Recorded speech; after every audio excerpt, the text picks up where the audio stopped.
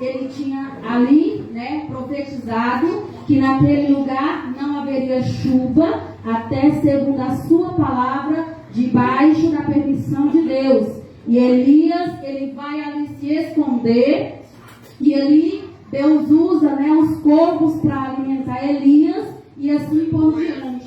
Mas a palavra do Senhor diz que chega o dia em que Elias, ele vai se apresentar perante o rei. E a palavra de Deus diz que a partir daquele momento, Elias iria profetizar e iria chover sobre aquele lugar. A palavra de Deus diz que Elias, ele enfrenta, né, 450 homens a fazer com ele ali, né, um desafio sobre Deus de Baal e o Deus de Elias, que é o mesmo Deus que eu e você servimos.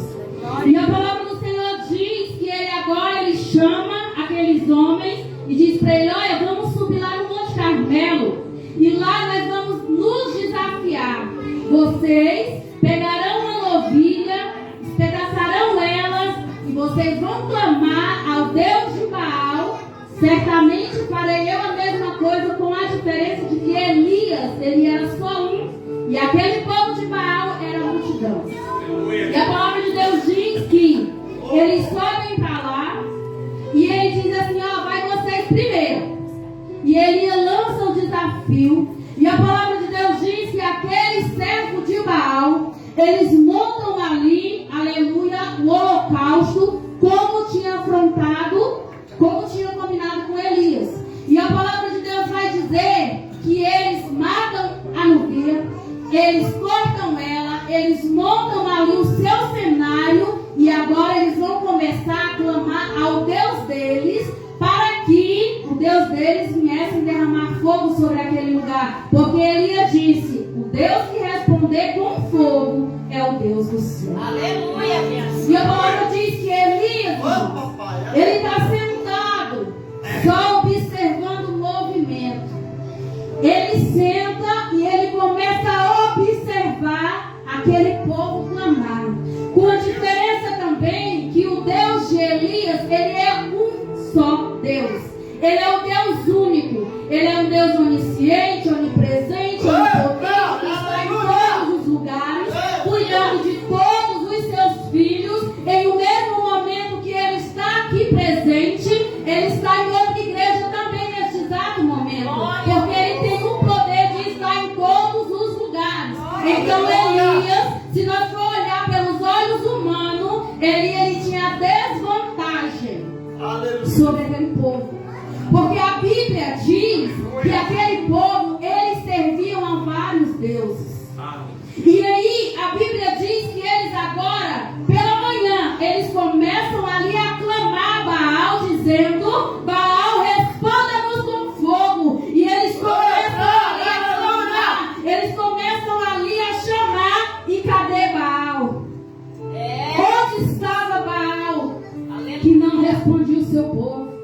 E a palavra de Deus vai dizer que o dia, as horas, elas começam a passar. E Elias está sentado a observar o movimento. E eles começam a clamar, mas nada de Baal, nada de fogo cair sobre aquele lugar.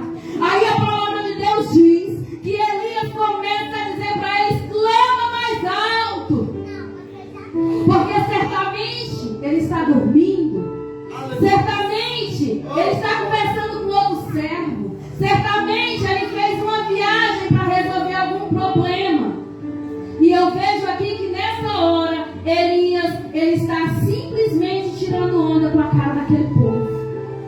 Aí a palavra de Deus segue dizendo que o desespero daqueles homens era tão grande que agora eles começam a mutilar-se os seus corpos.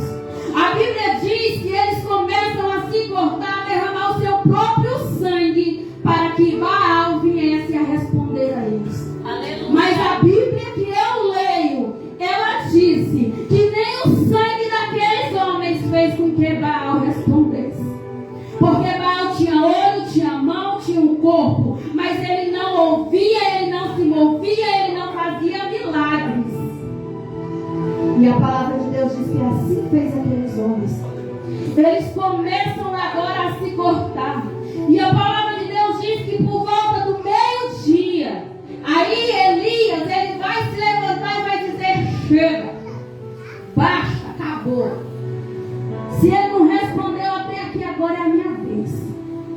Aí, irmãos, a minha Bíblia diz que Elias, ele se levanta de onde ele está sentado e ele vai reparar o altar. Aí a minha Bíblia vai dizer que quando Elias repara o altar está o que, igreja? Quebrado. Aleluia. Aí, lendo essa palavra, eu pude entender que se o meu altar, se o teu altar estiver quebrado, não vai funcionar. É necessário que primeiramente nós consertamos o altar. É necessário que primeiramente nós limpamos as nossas vestes para que nós possamos clamar a Deus e Ele nos responda.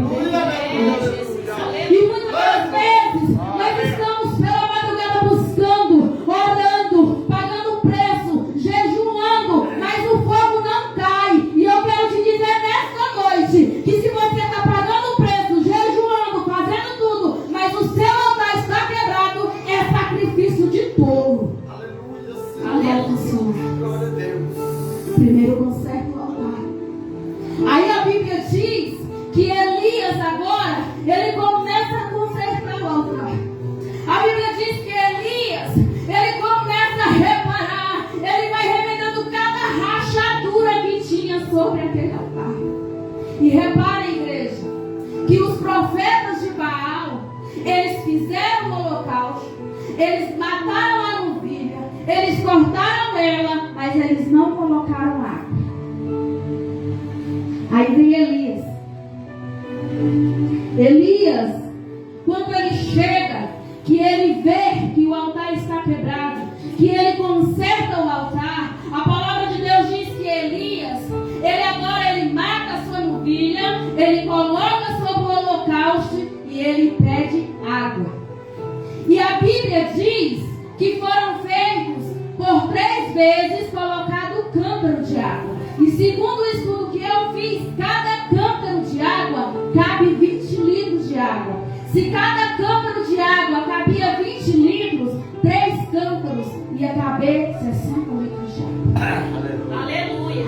Aí a palavra de Deus diz que Elias, ele está ali consertando o altar. E eu tentei com o meu pensamento entrar dentro do cenário e imaginar agora a cara daqueles homens olhando para Elias.